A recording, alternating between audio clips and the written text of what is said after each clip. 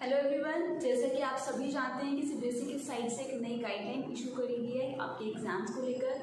जैसे कि last year था कि पैंडेमिक सिचुएशन की वजह से 10th और 12th क्लास के एग्जाम्स को कैंसिल आउट किया गया था। तो दोबारा से ऐसी सिचुएशन अराइज ना हो, इसके लिए सीबीएसई ने एक नई गाइडलाइन इशू करी है। बहुत सारे स्टूडेंट्स ऐसे हैं जिन्हें इस बारे में समझ नहीं आ रहा कि क्या पैटर्न फॉलो किया जाएगा, किस तरीके से एग्जाम्स कंडक्ट किए जाएंगे। तो उनके लिए मैंने ये स्पेशल वीडियो बनाई है ताकि वो समझ सकें कि एग्जैक्टली पैटर्न क्या है और वो अपनी स्ट्रैटेजी को प्लान कर सके कि उन्हें किस तरीके से अपने एग्जाम्स की प्रिपरेशन करनी है। तो चलिए समझते हैं सिस्टम को कि क्या सिस्टम सीबीएसई की साइड से किया गया है।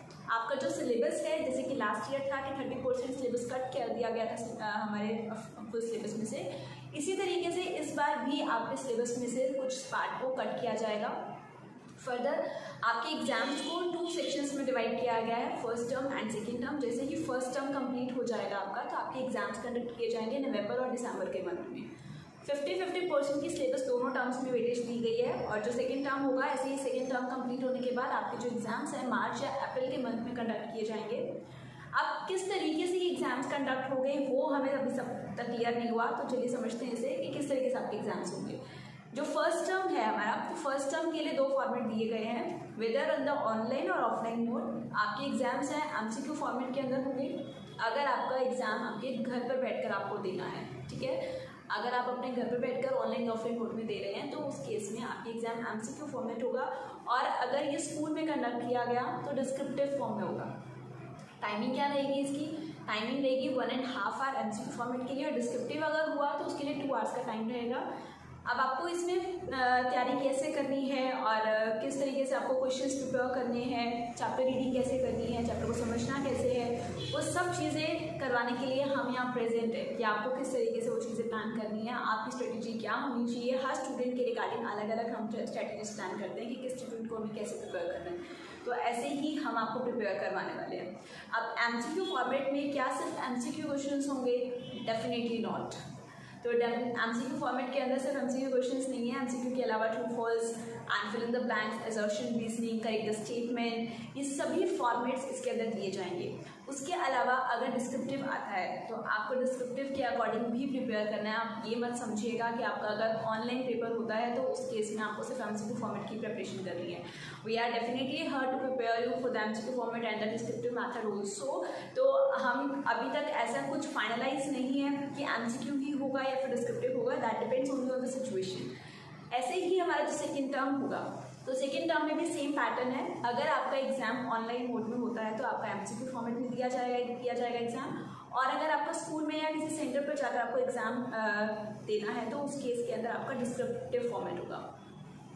अब बात आती है कि आपके जो 2 टर्म्स हैं, इन 2 टर्म्स में ज़्यादा वेटेज किसे दी जाएगी। मतलब आपका जो रिजल्ट अनाउंस किया जाएगा तो रिजल्ट किसके बिहाफ पर होगा, फर्स्ट टर्म के बिहाफ पर या फिर सेकेंड टर्म के बिहाफ पर? डेफिनेटली दोनों ही इंपॉर्टेंट है, तो दोनों को ही कंसीडर किया जाएगा। और एक बात का ध्यान रखना कि फर्स्ट टर्म में जो हमारा सिलेबस आ जाएगा वो डेफिनेटली सेकेंड टर्म में नहीं आने वाला है। इस बात की खुशी सभी को है कि आपको 2 टाइम्स उस सिलेबस को नहीं करना पड़ेगा और ना ही आपको बहुत ज़्यादा सिलेबस एक साथ बर्डन लेना होगा। जैसे कि लास्ट ईयर था कि 30% सिलेबस रिड्यूस किया गया था, इसी तरीके से इस बार भी रिड्यूस किया गया है ताकि आप बिना किसी स्ट्रेस के आप इजीली चैप्टर्स को लर्न कर सकें, चैप्टर्स को समझ सकें, आपकी स्किल्स जो है आप उन्हें इम्प्रूव कर सकें, ठीक है। और जो हमारा फर्स्ट टर्म है अगर वो एमसीक्यू फॉर्मेट होता है और सेकेंड टर्म आपका डिस्क्रिप्टिव फॉर्मेट होता है। गाइडलाइन के अकॉर्डिंग मैं बता रही हूँ, फर्स्ट टर्म अगर आपका एमसीक्यू फॉर्मेट है और सेकंड टर्म आपका डिस्क्रिप्टिव फॉर्मेट है तो उस केस में जो आपका सेकंड टर्म है उसकी वैल्यू ज़्यादा रहेगी, उसे वेटेज आपके रिजल्ट के रिगार्डिंग ज़्यादा दी जाएगी। एंड इन केस आपका जो फर्स्ट टर्म है वो डिस्क्रिप्टिव फॉर्मेट होता है और सेकंड टर्म जो है वो आपका डिस्क्रिप्टिव ना होकर आपका एमसीक्यू फॉर्मेट होता है, तो आपके फर्स्ट टर्म के एग्जाम्स को प्रेफरेंस दी जाएगी।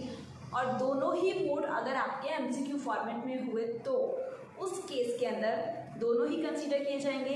उसके अलावा आपके जो पीटी कंडक्ट किए जाएंगे स्कूल की साइड से 3 टाइम्स, उन पीटी के जो मार्क्स होंगे वो भी कंसीडर किए जाएंगे, क्योंकि आपके जो पीटी के एग्जाम्स हैं उनकी रिपोर्ट्स डिजिटली जो हमारा सीबीएसई का आईटी प्लेटफॉर्म है उस प्लेटफॉर्म पर अपलोड किए जाएंगे स्कूल की साइड से। आपके जो भी प्रोजेक्ट रिपोर्ट्स हैं, आपके एनालिसिस है स्कूल के रिगार्डिंग, आपका असेसमेंट मार्क्स है, आपकी जो वर्किंग रह चुकी है, क्लास टेस्ट है, everything, every data of your report will be uploaded on the CBSE IT platform।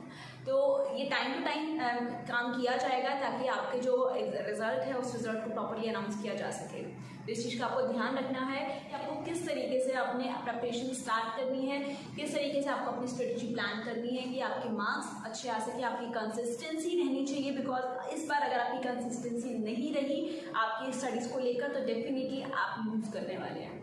लेकिन अगर आपकी कंसिस्टेंसी मेंटेन रही, जैसे कि अभी बहुत सारे स्टूडेंट्स ऐसे हैं जिन्होंने अभी तक कोई ट्यूशन्स क्लासेस ज्वाइन नहीं करी है, वो सेल्फ स्टडी पर हैं, या फिर जिन्होंने पढ़ना शुरू ही नहीं किया ये सोचकर कि एग्ज़ाम्स तो मार्च अप्रैल में कंडक्ट किए जाएंगे तो अभी तो कोई चांस ही नहीं एग्ज़ाम्स का, तो उन सब के लिए मैं स्पेशली बता दूं कि वो सब बच्चे प्लीज़ अब अपनी प्रिपरेशन स्टार्ट कर दीजिए, क्योंकि अब ज़्यादा टाइम नहीं है। तो जिन भी स्टूडेंट्स ने अभी तक कोई भी क्लासेस ज्वाइन नहीं करी है तो उनके लिए सक्सेस पिलर्स यहाँ पर प्रेजेंट है। Mathematics, social science and English 3 classes are over here for 10th class, and for 12th class mathematics classes are over here. So you all can join the classes and promote these classes so that you can be in a competition and a healthy good competition, so that you can improve yourself a lot for your exams, and there is no time to waste now. So please join करिए classes जल्द से जल्द, और ताकि आप अपने strategies को easily plan कर सकें और इजी मेथड के अंदर अपनी प्रिपरेशन विदाउट एनी स्ट्रेस आप कंटिन्यू कर सकें। So all the best for your exams. Thank you so much.